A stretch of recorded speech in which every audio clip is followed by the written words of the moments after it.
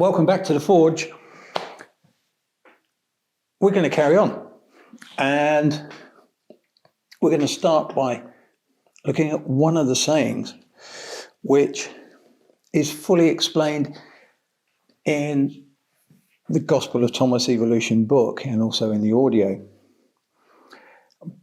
But here it's essential that we break this particular saying down because it contains some of the key ingredients that you need for your transformation.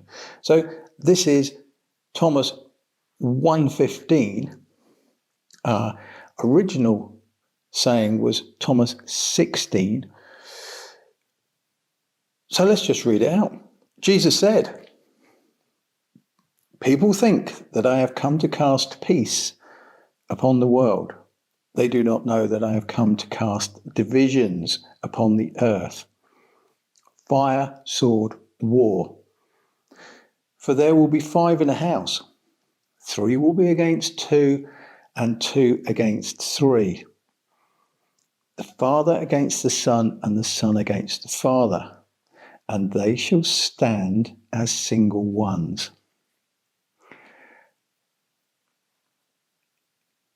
If you've got the Thomas book, you'll realize that one saying is almost a chapter in itself.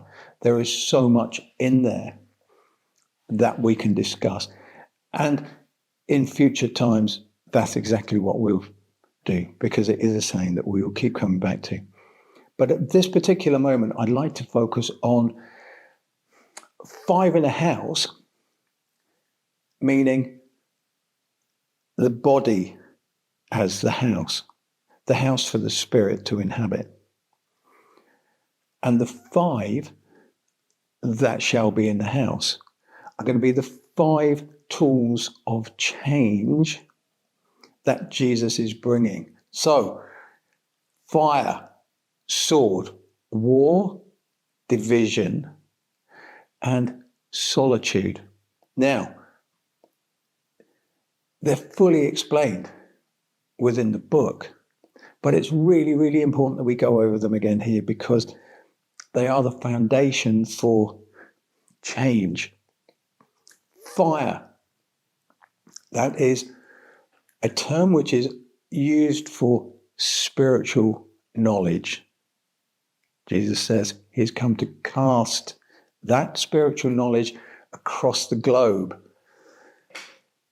Some of you are beginning to wake up to that message that is coming. And it is fire because it starts to burn away those old perceptions, those old beliefs, those fears, that understanding that you have about yourself and the world around you. It burns away those misconceptions that we all have about what we are, who we are, and our place on this planet. Along with fire, we get sword. Now, the sword is the sword of awareness. It is that sharp internal consciousness that begins to spot and question and challenge the thoughts which in most of us are automatic. Those reactions and responses to the world which are so pre-programmed in us that they just bubble up from the unconscious. And we never even think to challenge them. That isn't even a thought. The sort of awareness comes about when you start to notice that there is a consciousness within you that can witness those responses and reactions, that you aren't those responses and habits and fears and patterns. You suddenly find that there is a consciousness which is witnessing them. That's awareness. The second part of that is the ability in that awareness to not respond automatically, and then to start to question, why do I do what I do? And that's where the next tool comes in, which is war. War is conflict. When you start to understand that there is a spiritual message and a spiritual dimension that is part of you, then you will discover that there is conflict. The conflict is asking the difficult questions of yourself and the world around you. Why am I like I am? How have I become this thing? What have I inherited from my family's beliefs, from the culture around me? Why do I just automatically do what others do? And it creates a conflict, an internal conflict. Now, that conflict can become an external conflict, particularly if you begin to challenge the beliefs in your family and community, which have gone beyond beliefs. They're now fact.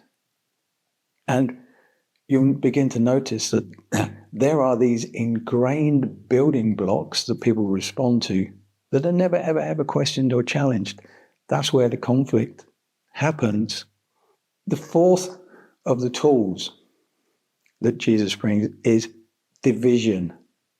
And you can automatically see that fire leads to awareness, which leads to conflict, which then leads to division. It is a natural step for you to find that you are dividing off. Your thoughts are going in a different direction than those people around you.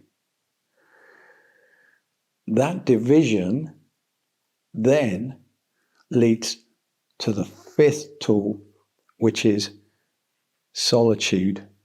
A single one, it says in the saying. Solitude is a very, very natural part of this process. It is where you get to reset who you are. There will be a natural tendency to want to spend time by yourself, to create a place which is just yours, to create a space and time in your day where you can meditate, where you can create a separation or a division between the person that you know yourself as, that familiar self, and the consciousness that is emerging. There will be a natural tendency to want peace and silence and some uninterrupted time where you can think, where you can study, where you can begin to perceive the living spirit, where you can begin to fine-tune your senses so that you can know that place. There will be a craving, there is a calling within many of us that wants to find that place of stillness, that knows that we are not what we are perceived to be normally. Solitude is a very, very important part of that. And you will gravitate towards your own company. And it may well be that you begin to not do the things that you did, the things that you did before. Go to the pub, go to parties, go to big events where there's lots and lots of people. You find that there are topics of conversation that you only want to share with those people who are on a similar path to yourself. There is a sense of isolation that comes with this. That is all part of this evolution. It's all part of the resetting process, and it's completely natural. So the 5 in the house give us the tools and give us the steps that we can recognize. There is something very reassuring in that. When you are on a spiritual path, and nobody around you apparently is on a similar path, you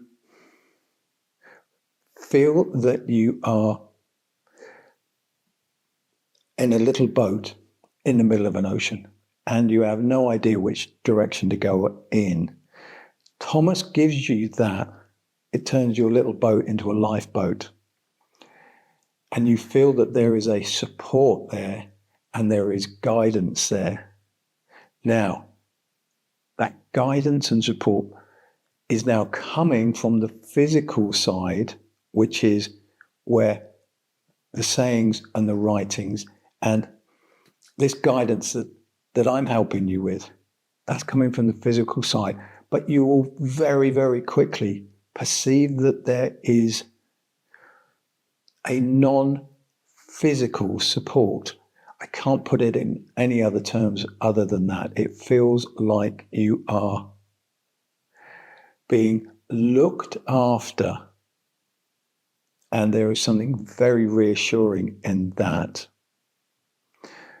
The longer this goes on, the greater that support feels, and it does begin to feel like your life is on purpose, that this is part of a plan that has been put into motion way, way beyond your normal considered parameters of your life, birth to death.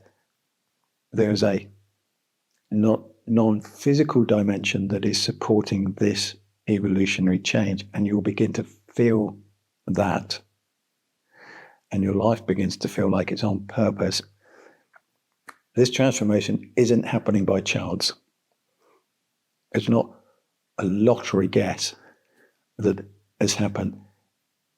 If you are in this process of transformation or evolution, then it is on purpose. So it's an extraordinary saying, 115, and we're only going to look at this particular element of it just at the moment, because it's important that you get to sense and feel and understand the stepping stones and the tools that are in place to help you along this path.